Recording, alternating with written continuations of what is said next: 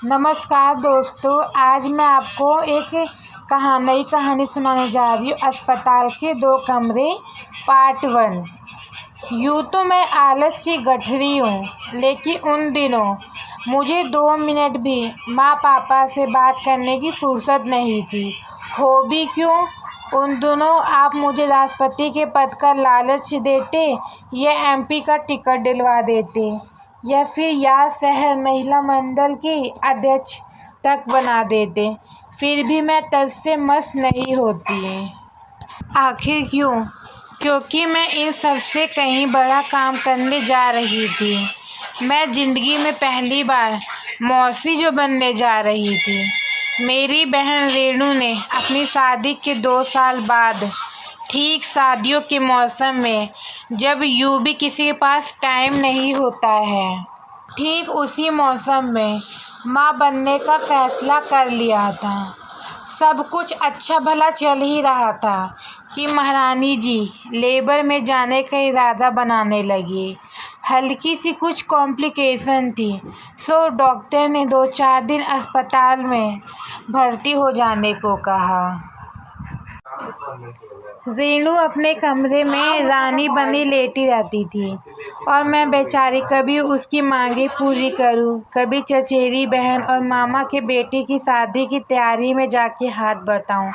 इतने दिन हो गए थे, टीवी देखे, दोस्तों से बातें की और मीठा पान खाए। हाँ, मीठे पान का बड़ा शौक है मुझे। 2-3 ही तो शौक है मेरे, और मैंने फैसला किया है कि अपनी सारी अच्छी बुरी आदतें अपने भांजे और भांजी को ज़रूर सिखा दूंगी। भांजा हुआ तो उसे ताश में बेईमानी करना और खूबसूरत लड़कियों को तिरछी आंखों से देखने की कला सिखाऊंगी। वैसे भांजी हो तो अच्छा है। लड़कियों के लिए शॉपिंग करने में कितना मज़ा आता है, लड़कों के लिए शॉपिंग बोरिंग होती है।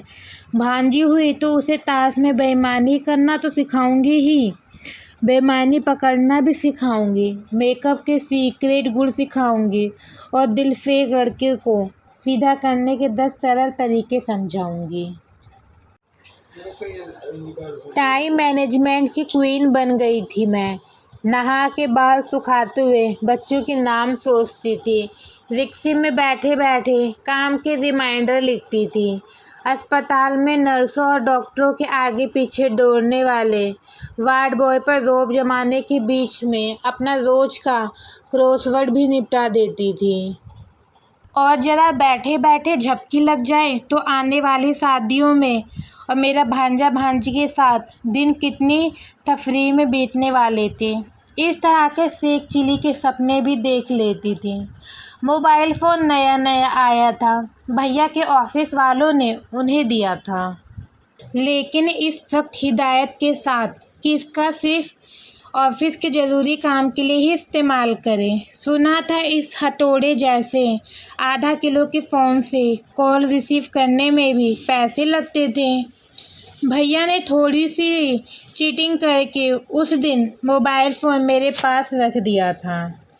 बोले, जैसे ही रेणु लेबर में जाए तो मुझे फ़ौरन कॉल कर देना। मैं भी नक्शेबाजी में मोबाइल फ़ोन थामे अस्पताल के कॉरिडोर में घूम रही थी।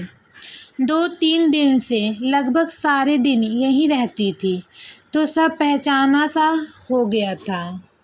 अस्पताल की तेज फिनाइल वाली महक, नीली यूनिफॉर्म में दूर दक्षिण भारत से आई थोड़ी थोड़ी हिंदी बोलने वाली नर्सों से दोस्ती भी हो गई थी, और वही हमेशा थोड़ी जल्दी में रहने वाले डॉक्टर जो मेरे गुड मॉर्निंग गुड इवनिंग का जवाब देते देते शायद थक गए थे।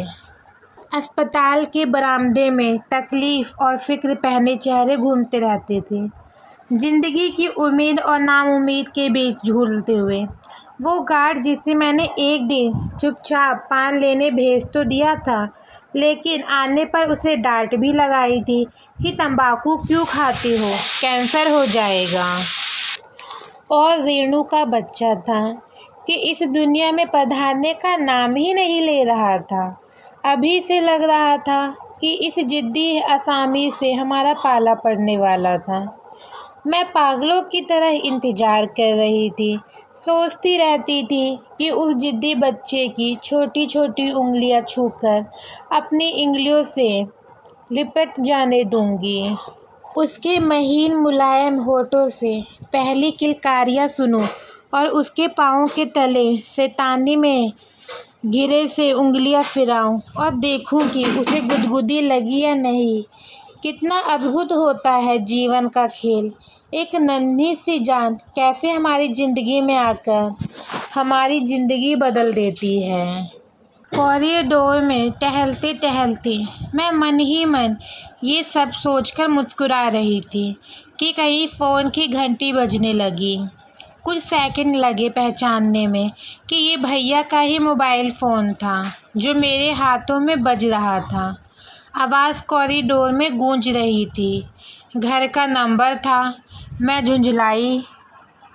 भैया भी ना मुझसे बोले कि फ़ोन इस्तेमाल मत करो और खुद खिलवाड़ कर रहे हैं।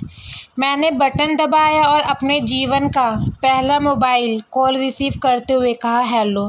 तो दोस्तों, अस्पताल के 2 कमरे पार्ट 1 स्टोरी यहीं पर ख़त्म होती है। आगे की आपको स्टोरी मैंने पहले ही अपलोड कर दिया है पार्ट 2, तो आप मेरे चैनल पे जाकर देख सकती हैं। धन्यवाद।